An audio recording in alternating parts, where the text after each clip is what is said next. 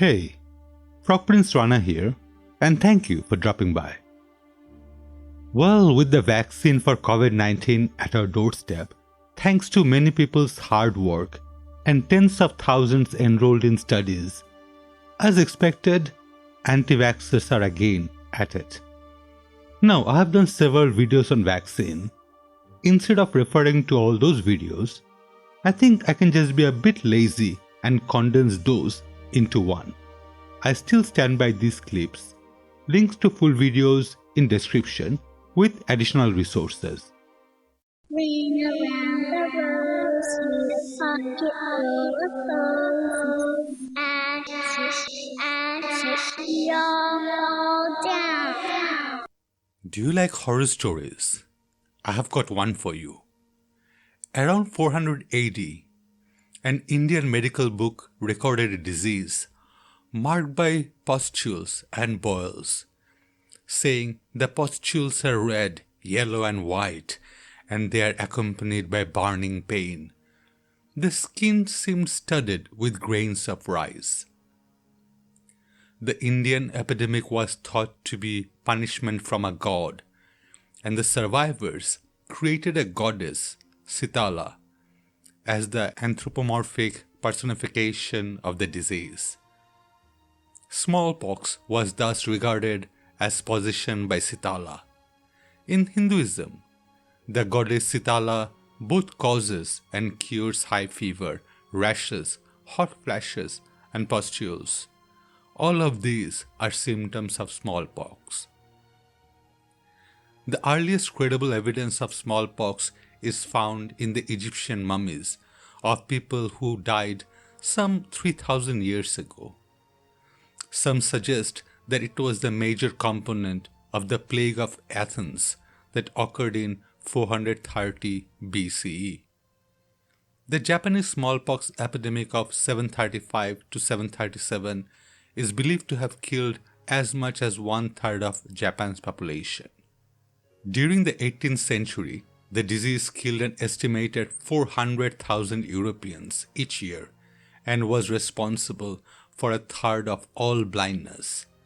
Between 20 and 60% of all those infected and over 80% of infected children died from the disease.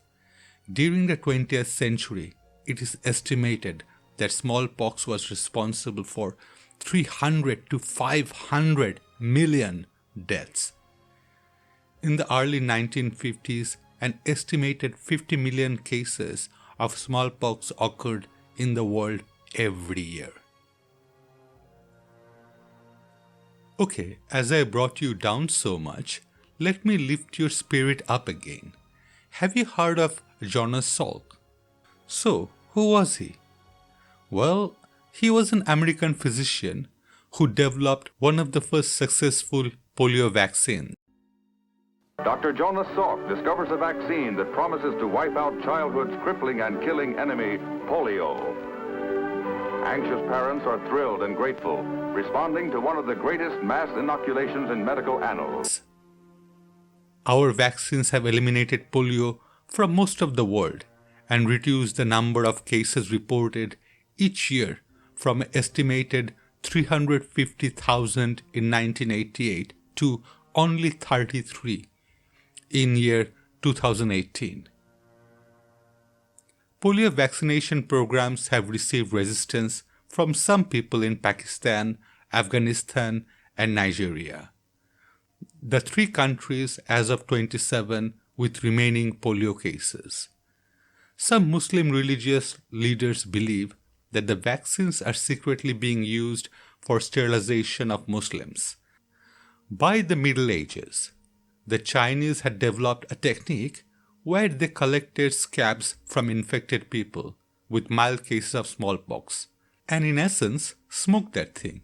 Well, technically they snuffed it. This process is called insufflation. This was the first documented use of inoculation, which is a deliberate infection for the purpose of developing immunity. So yes, using common sense, I can guess what might be in a vaccine. In 18th century, This practice was introduced in Europe and became known as variolation from the scientific name of smallpox, variola. Which reminds me, I completely forgot to tell you the ending of that horror story. Our hero, Dr. Edward Jenner, was born in 17th May 1749, and he kicked ass. Noting the common observation that milkmaids were generally immune to smallpox, Jenner postulated that the pus in the blister that milkmaids received from cowpox protected them from smallpox. In 1798, he inoculated a handful of friends and neighbors with cowpox. He then variolates them with smallpox and finds not a single one of them showed any sign of having been exposed to smallpox. He coined a scientific term variola vaccina for the Latin word vacca, that means a cow, and he called his procedure vaccination. See, like every other horror movie trope, this one also have a happy ending. So, what are the most common reasons one might have to be an anti-vaxxer? Well, most probably on top of the list would be the misconception that vaccine causes autism. On 28 February 1998, Andrew Wakefield was the lead author of a study of only 12 children with autism that was published in the medical journal Lancet, where he suggested a link between autism and the MMR vaccine. After studies on hundreds of thousands of children, no evidence was found for any such link. Further investigation into Wakefield's original paper revealed he distorted the data and acted unethically. Wakefield has lost his medical license. Lancet then made the following retraction. We wish to make it clear that in this paper, no causal link was established between the vaccine and autism, as the data were insufficient. However, the possibility of such a link was raised, and consequent events have had major implication for public health. In view of this, we consider now is the appropriate time that we should together formally retract the interpretation placed upon the findings in the paper according to precedent. At times you might see a video of someone who knew someone whose neighbor's cousin's doctor's child had autism after inserting vaccine name here. Well, first of all, post hoc ergo propter hoc. That's my smart Latin quote of the day. Well, between us, that's the only Latin quote I know. What does it mean? How about an example instead? The rooster crows immediately before sunrise. Therefore, the rooster causes the sun to rise.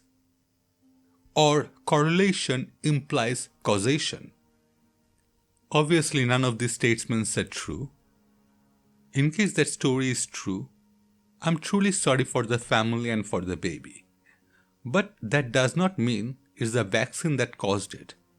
There are data from millions of cases saying otherwise. I have added links to a study where Denmark did this test over 10 years for 650,000 children. Please just take off the tin foil and think just for a moment.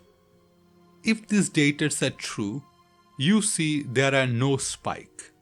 If vaccine did cause autism, you'd see a sudden spike in every single chart. So finally, can we please let it go with a cherry on top? Then there is personal liberty. This is democracy, right?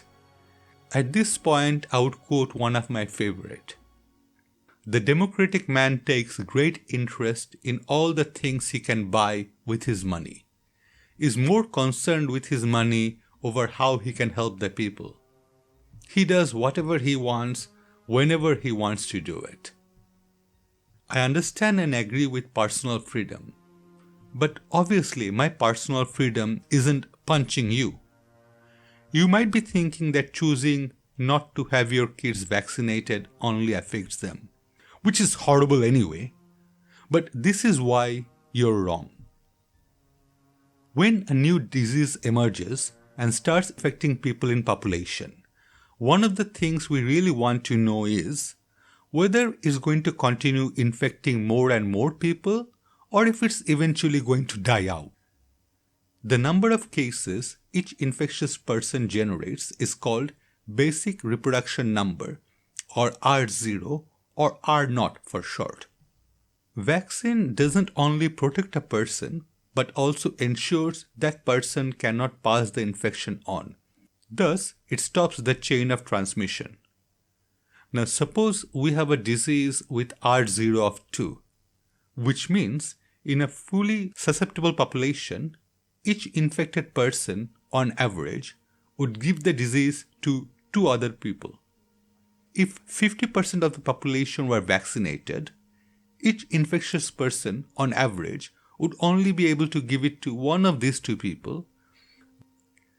Now, this would make perfect sense to those in multi-level network marketing. This is known as herd immunity, which means as long as a certain proportion of the population is vaccinated, the disease won't be able to transmit in that population. Mathematically, to stop this transmission, we need to vaccinate R0 minus 1 and that number divided by R0 number of population. So, for a super infectious disease such as measles that has a R0 of 18, we need to vaccinate 17 out of every 18 people. There are members of the population that cannot be vaccinated, perhaps because they are too old, too young, or have some sort of immune disorders. If they are surrounded by people who are vaccinated, they can protect them. If the people around them forgo vaccination, then the herd can no longer protect these people. Thanks to vaccine, here are some names we almost have forgotten. Polio, Tetanus, Influenza, Hepatitis B, Hepatitis A, Rubella, Hib, whooping cough, Pneumococcal Disease, Rotavirus, Mumps, Chickenpox, Diphtheria, Measles. Actually, scratch the last one. Thanks to the recent flux of anti-vaxxers, Measles is back. Do you honestly need more convincing? Well, if you do, I can wholeheartedly recommend Last Night with John Oliver, where he did an episode on vaccine. Not only it's educational, but also very entertaining. You will find that link in the description below. Step 2. Ask the doctor, does the vaccine have MRC5 in it?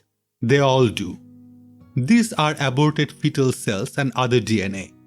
If the vaccine contains MRC5, you have the right to decline. Now, can I be a bit pedantic? If all vaccines have MRC5, as it points out with all cap and bold, then isn't the sentence, if the vaccine contains MRC5, badly written? It should really say, as the vaccine, instead of if the vaccine.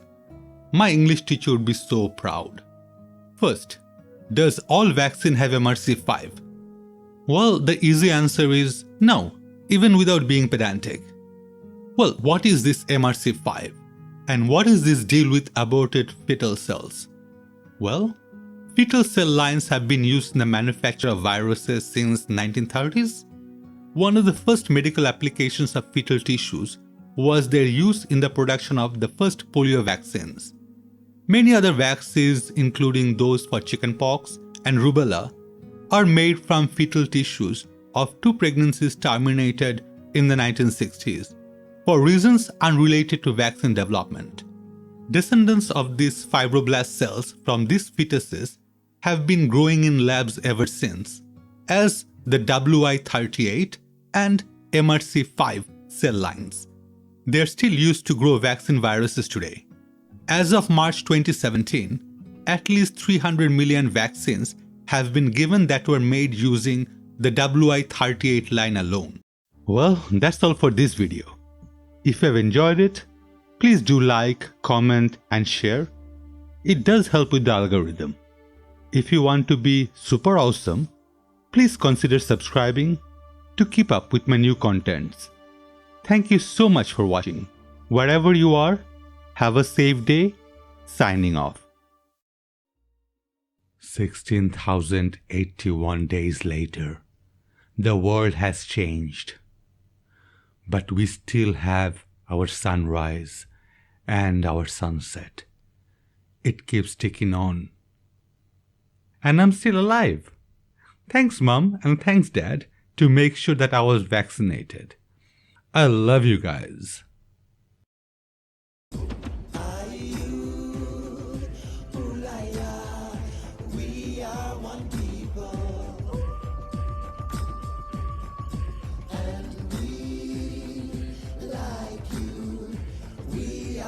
Try.